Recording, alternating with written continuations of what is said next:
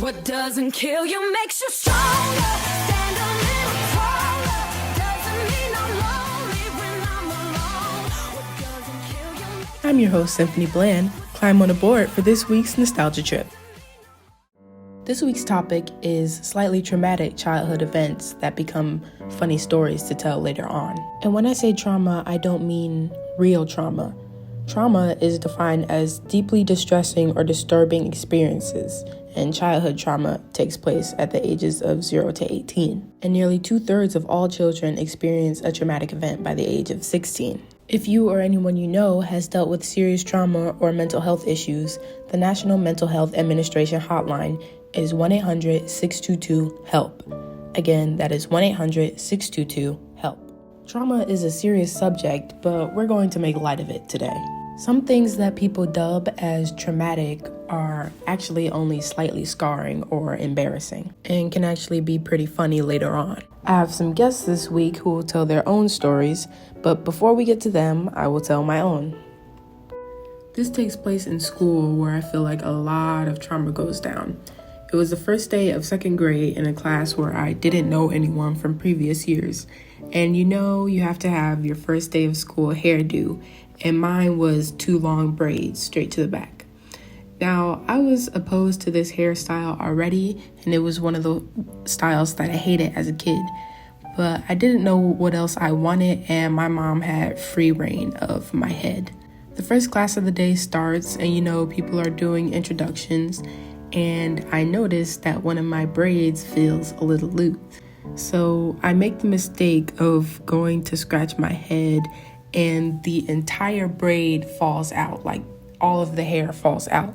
So I'm sitting in my chair with my hair half out looking dumb, and I was 7 years old and I didn't know how to do my hair, and so I couldn't add the hair back in. So I took the other one out and I put the hair in my book bag and carried it around for the rest of the day. I went to the bathroom and I tried to comb my hair, but it just did not work. So I spent the first day of second grade with my hair looking crazy, and I haven't worn my hair like that ever since. Like I said, a lot of these stories come from school, so here's my sister's school story. Well, there was this one time where my stomach was hurting really, really bad. What grade was this? It was 7th grade. My stomach was hurting really, really bad. When my stomach hurts, I fart a lot, and it smells really, really bad. So I'm in the class, we doing science, and I'm letting it out because I'm trying to make my stomach hurt less. But it was so bad that it blew up the room.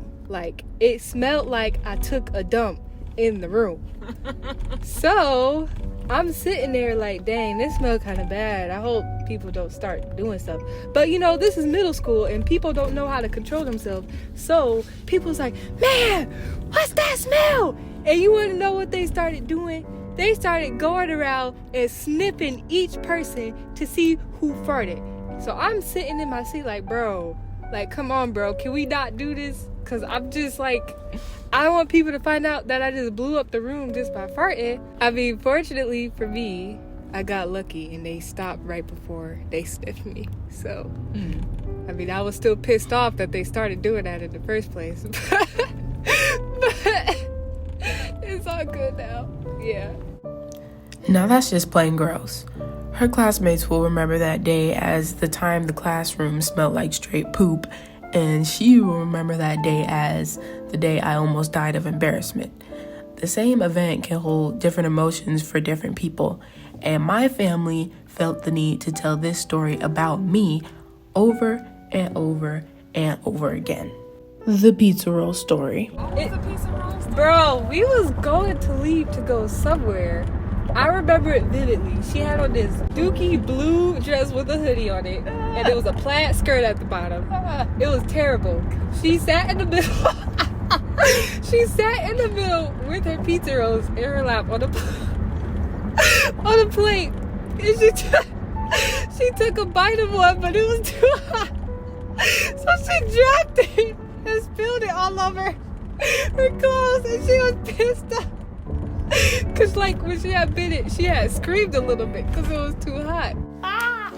Madge, do you remember when we were all getting in the car to go somewhere?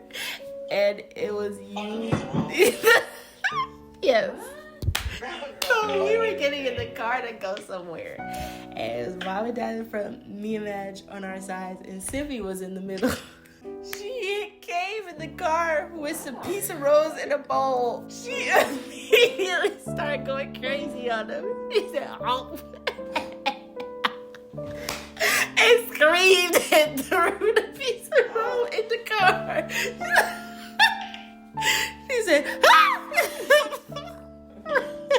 Bro, me and Madge were trying so hard not to laugh because I think she started crying, and we were like, Sippy did get pissed off about everything. That was two of my sisters, and here we have my entire family laughing at me for this. She was already in the back. The pizza rolls was the last straw. So like, mom was already annoyed, like, seeing them making pizza rolls, like, hurry up. I do that all the time when the food is too hot. We got in there, we pulled off.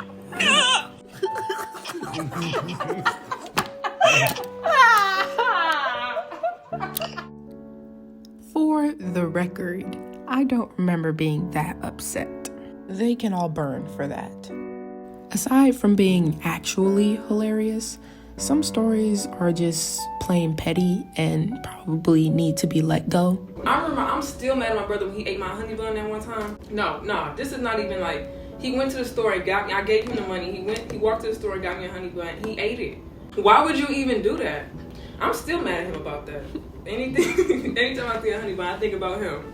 And some people try to frame as lighthearted, but are actually quite scarring. So we were playing kickball. All of us were out there doing our thing, and my brother kicked the ball at me. I tried to catch it, and for some reason, like my thumb, went backwards, and it like touched my hand.